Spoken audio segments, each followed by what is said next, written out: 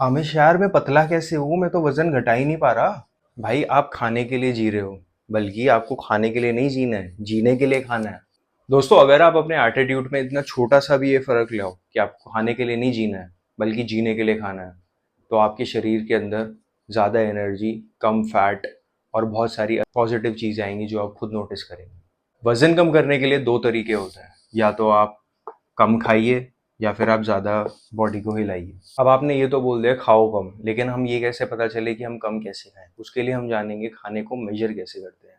Basically जैसे हम speed को मेजर करते हैं किलोमीटर पर आवर से, किसी भी लिक्विड को मेजर करते हैं लीटर के हिसाब से, किसी का वेट जो है वजन को हम मेजर करते हैं किलोग्राम से, उसी तरीके से हम जो है खाने को मेजर करते हैं कैलोरीज से। कैलोरीज दो प्रकार से लिखी जाती है, किसी भी फूड आइटम को हम खरीदते हैं उस पर कैलोरीज मेंशन होती है। या तो वो CAL के थ्रू लिखा होता है या फिर वो KCAL के थ्रू लिखा हुआ होता है। आपको दिन में कितनी कैलोरी खानी चाहिए, उसके लिए आप नॉर्मली जा सकते हैं एक वेबसाइट के ऊपर जिसका नाम है www.calculator.net।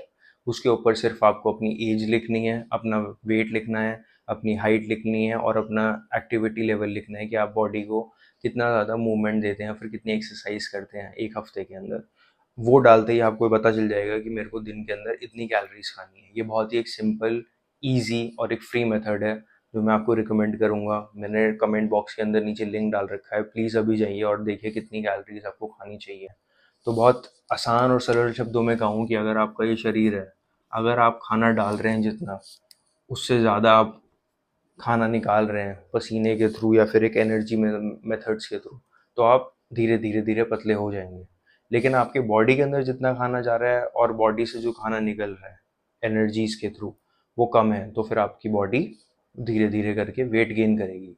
तो इसी को टैकल करने के लिए मैंने ये बनाया है, या तो आप ईट लेस करिए या फिर आप मूव मोर करिए।